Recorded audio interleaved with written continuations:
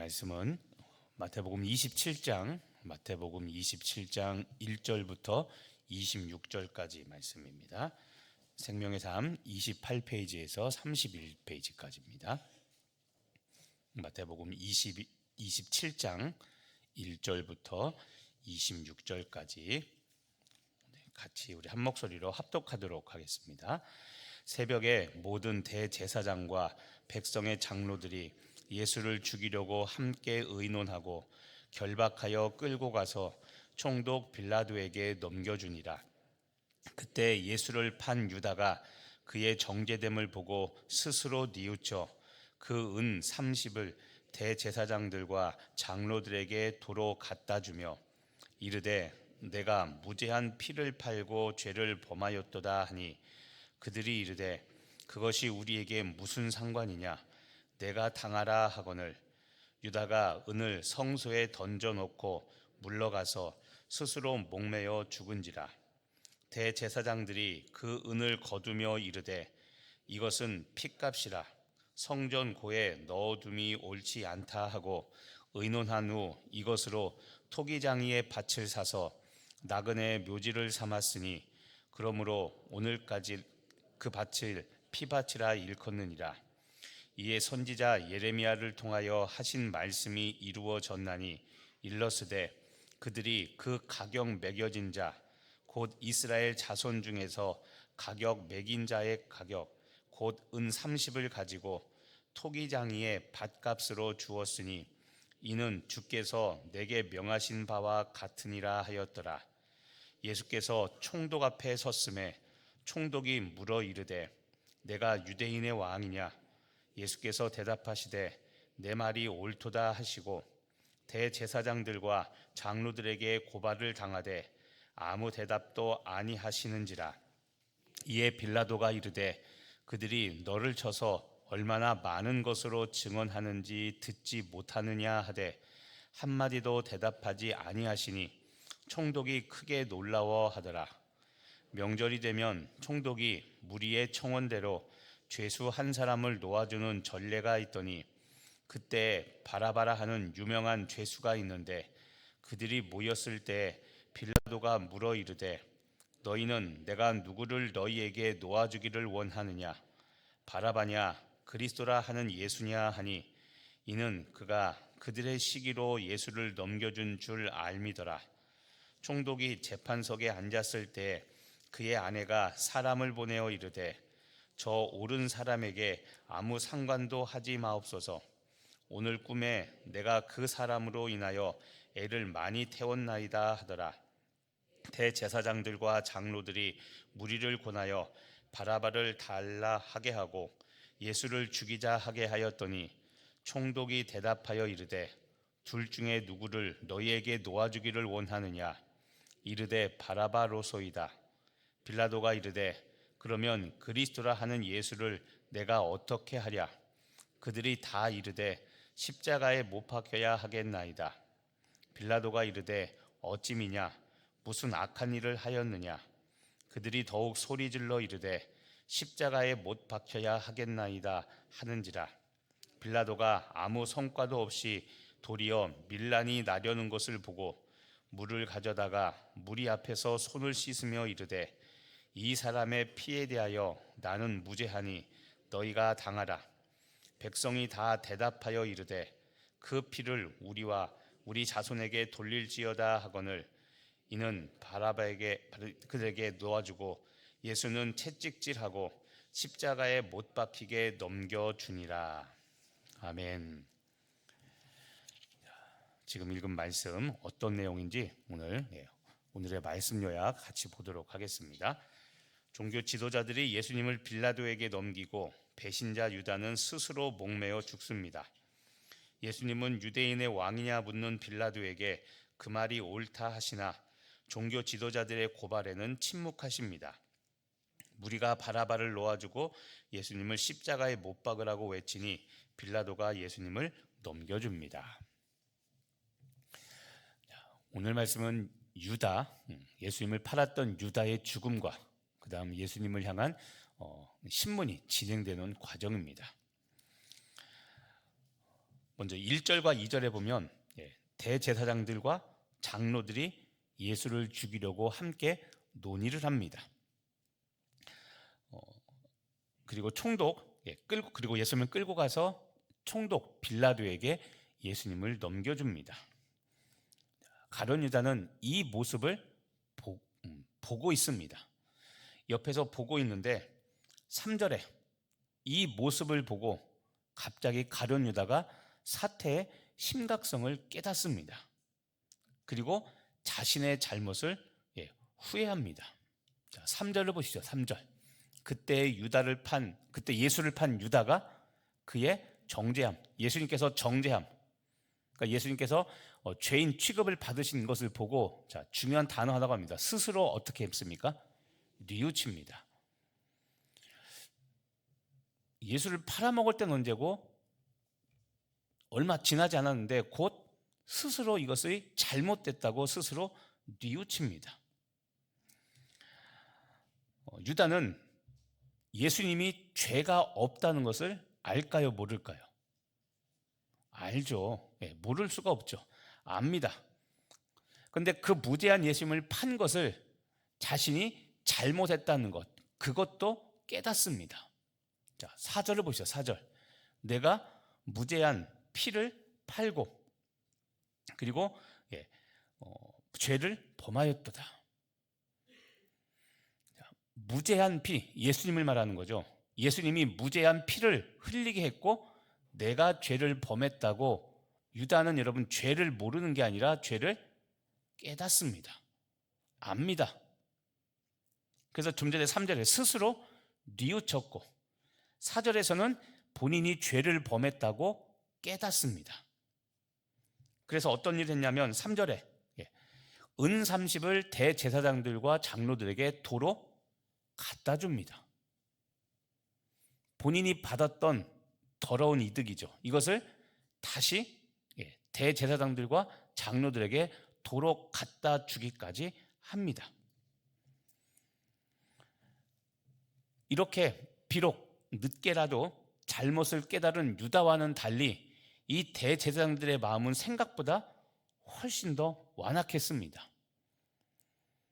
유다는 지금 죄를 깨닫고 다시 돌이키려고 하는데 대제사장들은 이미 죽이기로 작정을 했기 때문에 은 30을 돌려주는 유다의 돈을 받지 않습니다. 그리고 이렇게 말합니다. 4절에 그것이 우리에게 무슨 상관이냐? 내가 당하리라. 내가 당하리라. 너는 지금 네가 잘못했다고 예수가 무죄하다고 말하는데 네가 팔았지 않느냐? 네가 우리랑 거래해서 네가 팔았으니까 그 죄값은 네가 당해라. 나와는 상관없는 일이다. 대제사장들은 예수님이 잘못이 없다는 걸 알매도 불구하고 본인들이 작정한 일을 해야 되기 때문에 불의한 일을 해야 되기 때문에 내가 당하라 라고 이야기하며 유다가 준 돈을 거절합니다. 자, 여러분, 오늘은 가룟 유다가 예수님을 팔아넘긴 자신의 죄를 알고 있었다는 것, 깨달았다는 것을 여러분 한번 주목해 보시기를 바랍니다. 자, 유다는 예수님이 무죄라는 거 모르지 않았고 그리고 자신이 잘못했다는 것을 지금 분명히 알고 있습니다. 그래서 4절에 우리가 이야기했던 것처럼 내가 무죄한 피를 팔고 죄를 범했다. 자, 스스로 죄를 인정합니다. 자, 죄를 깨달았죠.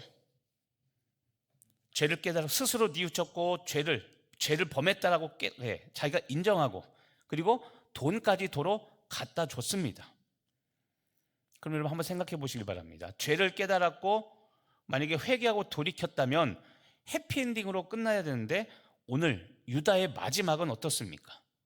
5절에 보니까 스스로 목매어 죽었다고 되어 있죠.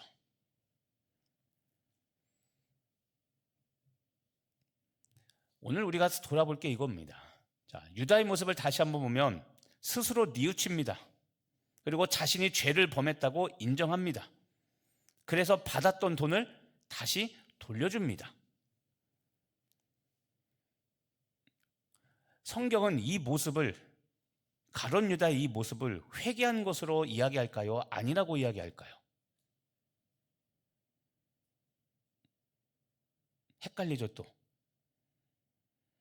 우리가 보기에는 회개한 것처럼 보입니다. 스스로 뉘우쳤죠. 자기가 죄를 범했다고 인정하죠. 그래서 본인이 저질렀던 은 30을 다시 돌려주기까지 합니다. 이 정도 되면 분명히 잘못을 인정하고 깨닫고 회개했다고 생각이 드는데, 여러분, 성경은 유다가 회개했다고 말하지 않습니다. 오늘은 이 유다의 죽음을 통해서 하나님이 우리에게 무엇을 말씀하시는가, 이것을 한번 보시기를 바랍니다. 1차적으로 여러분, 우리는 죄를 짓지 않는 것이 중요합니다. 이왕이면 죄를 짓지 않는 것이 가장 좋습니다. 그런데 죄를 짓지 않는 것도 중요한데 더 중요한 게 있습니다. 그것은 죄를 지었을 때 철저히 회개하는 겁니다. 신앙생활 하다 보면 왔다 갔다 하는 게 있습니다. 무엇이냐면 우리가 죄인이라는 사실입니다. 우리가 죄인이라는 사실은 다른 말로 하면 우리는 언제든지 죄를 지을 수 있다는 겁니다. 그런데 우린 교리로 자꾸 배웁니다. 우린 죄를 이겼다. 죄는 우리가 정복할 수 있다. 그런데 날마다 죄에 쓰러지는 모습을 보면서 난 안 돼, 안 돼. 자, 이렇게 자꾸 되죠. 이게 마귀가 원하는 겁니다. 자, 우리는 여러분 이야기하죠. 거듭나고 회개하고 거듭났어도 우리에게는 죄성이 남아있다고 그랬습니다. 우리는 완전해지지 않습니다. 웨슬리는 우리가 거듭나고도 남아있는 이 죄성, 이것을 원죄라고 부릅니다. 아담과 하가 졌던 죄가 원죄가 아니라 웨슬리는 우리가 거듭났어도 우리 안에 남아있는 죄성, 이것을 원죄라고 부릅니다. 근데 이 원죄가 언제 없어지냐면 성령 세례 받을 때 없어진다고 합니다. 그래서 웨슬리는 구원받은 것만 보는 것이 아니라 구원받은 이후에 거듭난 적이 있는가, 성령 세례 받은 적이 있는가, 이 성령 세례 받은 것을 우리 교단에서 말하는 성결이라고 말합니다. 성결의 은혜를 받았습니까를 반드시 확인하고 물어봅니다. 성령 세례 받으면 처음에는 죄에 쓰러지고 또다시 죄를 짓고 엎어지지만, 성령 세례 받은 사람은 죄에 엎어지지 않고 이제는 죄를 이기기 시작합니다. 이게 구원인 겁니다. 그래서 수없이 이야기했죠. 1년 반 동안 예수 믿어도 안 변한다는 거짓말을 제발 좀 믿지 말라고 수없이 얘기했지 않습니까? 오늘 유다도 만약에 회개했다면 정말 좋은 일이겠지만, 오늘 이 유다의 이 모습을 성경은, 하나님은 회개라고 말하지 않습니다. 자, 다시 이야기했지만 죄를 짓지 않는 것이 가장 중요한데, 이것보다 더 중요한 것은 우린 죄를 지을 수밖에 없기 때문에 죄를 지은 다음에 철저히 회개해야 됩니다. 다 아는 이야기겠죠. 여러분, 회개는 후회가 아닙니다. 그냥 내가 잘못했구나 깨닫는 그것을 성경은 회개라고 말하지 않습니다. 눈물 흘리고 후회하고 괴로워하는 감정, 그런 감정적인 반응이 회개처럼 보이나 그것을 회개라고 말하지 않습니다. 성경은 회개에 대하여 분명히 두 가지를 이야기합니다. 진정한 회개는 무엇이냐면, 첫 번째, 하나님께 죄를 자백하는 겁니다. 하나님, 내가 이러이러한 죄를 지었습니다. 내가 죄인입니다라고 내가 지은 죄를 고백하는 겁니다. 그리고 두 번째는 죄를 고백한 후에 회개에 합당한 열매를 맺는 것. 자, 회개에 합당한 열매란 내가 지금 하나님께 고백한 그 죄를 다시 짓지 않는 겁니다. 회개에 합당한 열매. 그래서 여러분, 회개는 반드시 삶을 동반합니다. 변화된 삶, 거룩한 삶, 그거 없으면 아직 회개에 이르지 못한 겁니다.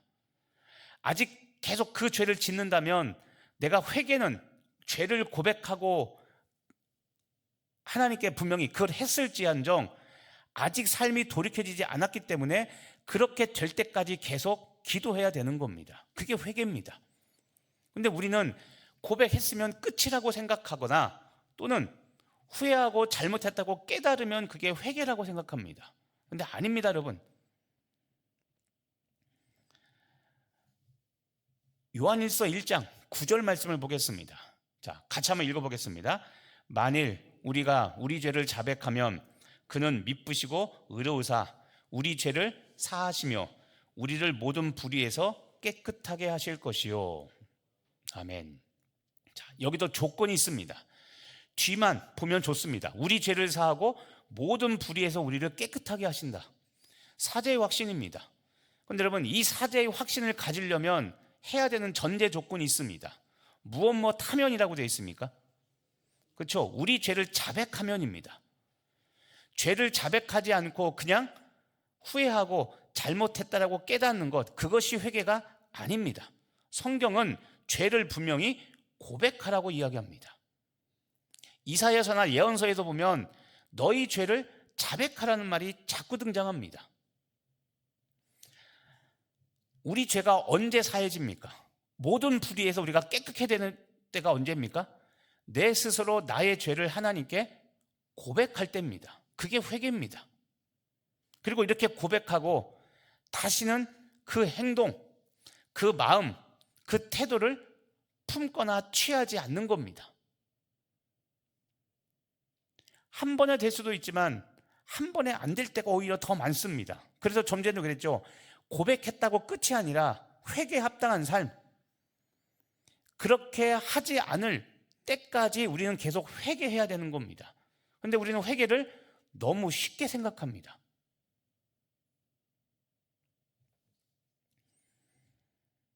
오늘 유다는 양심의 가책을 느꼈습니다. 아까 얘기했죠. 3절에 스스로 뉘우칩니다. 양심의 가책을 느꼈고 자신의 일을 후회합니다. 그리고 내가 죄를 범했다고, 그렇죠? 예. 죄를 범하였도다. 무죄한 피를 흘려서 죄를 범했다고도 자신의 죄를 인정을 합니다.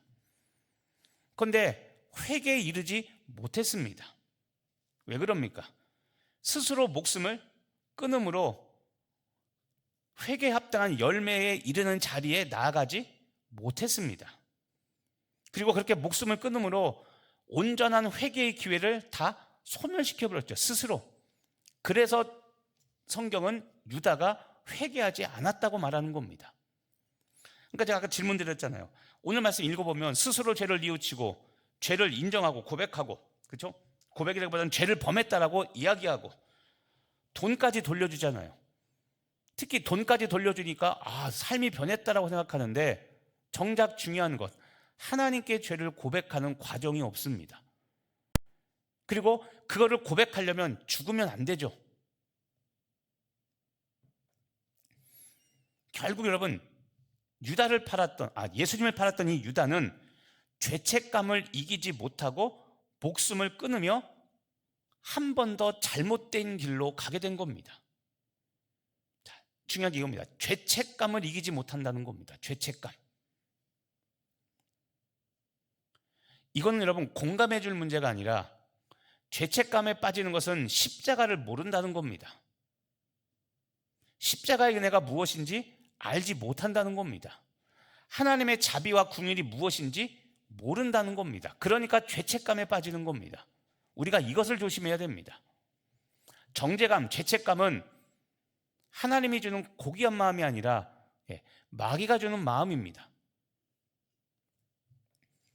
우리도 동일합니다.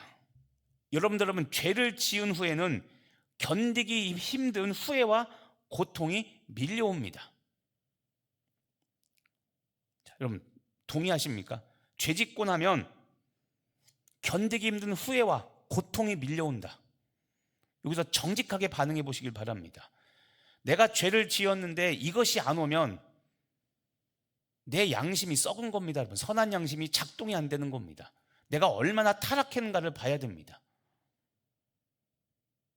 설령 욱해서 내가 죄를 지었더라도 이러면 안 되지 라고 후회, 감정적으로 이러면 안 되는데, 죄를 깨달아져야 되는데 그게 깨달아지지 않고 그냥 화는 화대로 나고 분은 분대로 나고 후회하거나 내가 잘못했다는 생각은 안 들고, 이렇다면 그거는 내 안에 성령께서 역사하지 않는 거죠. 내가 뭔가 크게 문제가 있는 겁니다.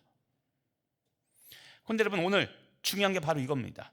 죄를 지은 후에 견디기 힘든 후회와 고통이 밀려올 때, 그때 내 스스로는 죄를 감당할 수 없기 때문에 우리는 십자가를 바라봐야 되는 겁니다. 이게 십자가 은혜고 구원받은 사람이 해야 되는 일들인데 이런 과정들이 이루어지지 않는 겁니다. 회개는 쉬운 듯 하나 어렵습니다. 어렵다는 말은 정말 하기 어려운 영적 단계에 있다는 것이 아니라 우리가 너무 무의미하게 생각하고 너무 쉽게 생각한다는 겁니다.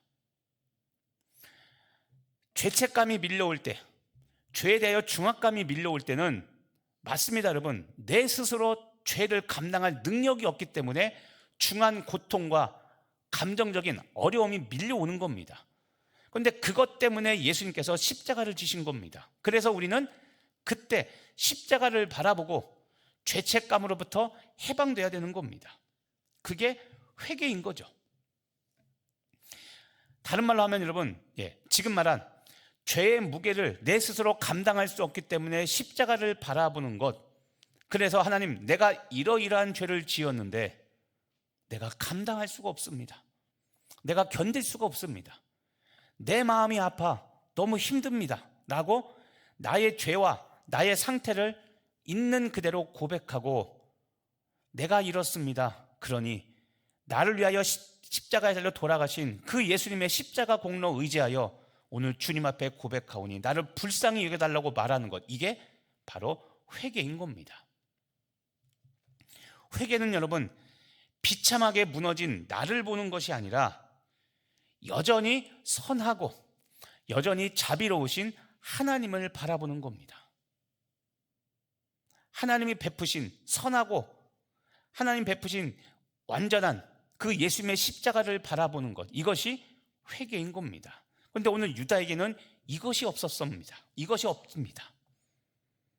그래서 우리가 속기 쉬운 것, 스스로 뉘우치고 은 30을 도로 갖다 주고 자신이 무지한 피를 흘리게 했던 죄를 지었다고 말하는 것, 우리는 언뜻 이것만 보면 유다가 회개한 거라 생각하는데 거듭 이야기하지만 회개가 아니라 그저 후회였던 겁니다. 오늘 마지막으로 여러분, 죄를 지은 후에 죄책감에 빠져 하나님께 나아가지 않는 우리들을 위하여 하나님이 준비하신 말씀이 있습니다. 시편 51편 17절 말씀입니다. 너무나 잘 아는 말씀이죠. 자, 같이 한번 읽어보겠습니다. 하나님께서 구하시는 제사는 상한 심령이라. 하나님이여, 상하고 통회하는 마음을 주께서 멸시하지 아니하시리이다. 우리가 너무나 많이 알고 있는 말씀이죠. 하나님께서는 원하시는 제사는 상한 심령입니다. 이 상한 심령이 뭡니까? 조금 전에 이야기했던 내 스스로는 이 죄의 무게를 감당할 수 없기 때문에 지쳐 쓰러진 자들입니다. 그것을 상한 심령이라고 말합니다. 죄 짓지 말아야 되는데 아는데 또 죄를 짓습니다. 또 습관적인 죄에 무너집니다.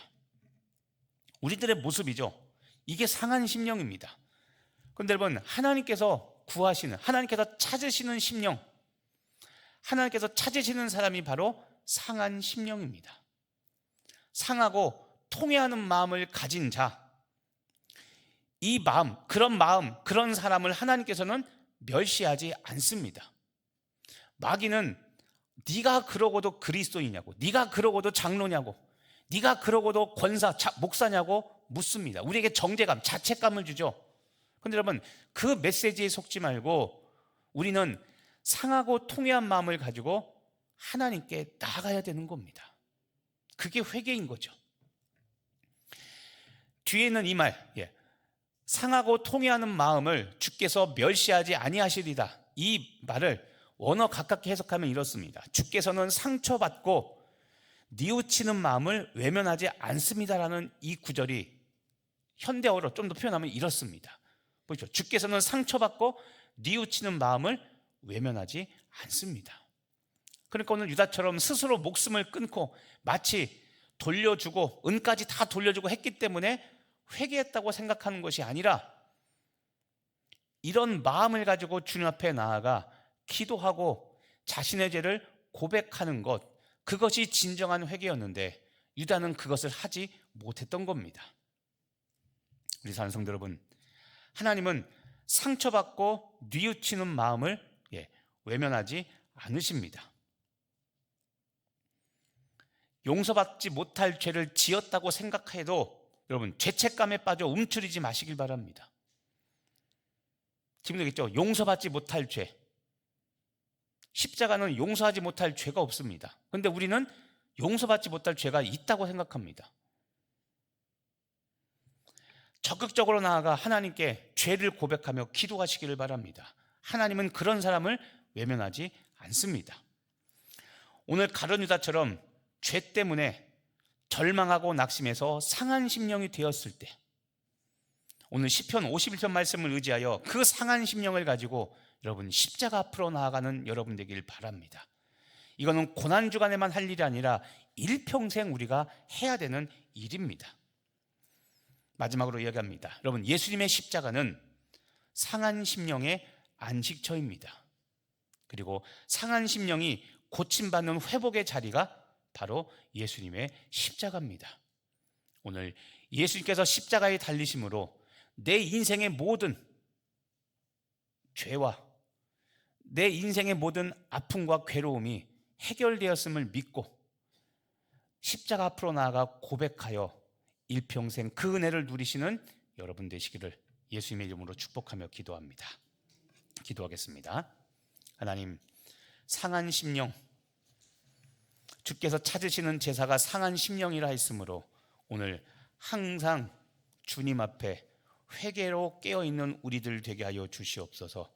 오늘 유다는 겉보기에는 회개한 것처럼 보였습니다. 스스로 뉘우쳤고 뉘우치자마자 은 30을 도로 갖다 주고 그리고 갖다 주며 무지한 피를 흘려 죄를 범했다고 고백하며 자신의 죄를 인정합니다. 하지만 그렇게 했을 뿐 하나님께 나아가 고하지 않았고 회개에 합당한 삶을 살지 않고 그저 삶을 마감해버렸습니다.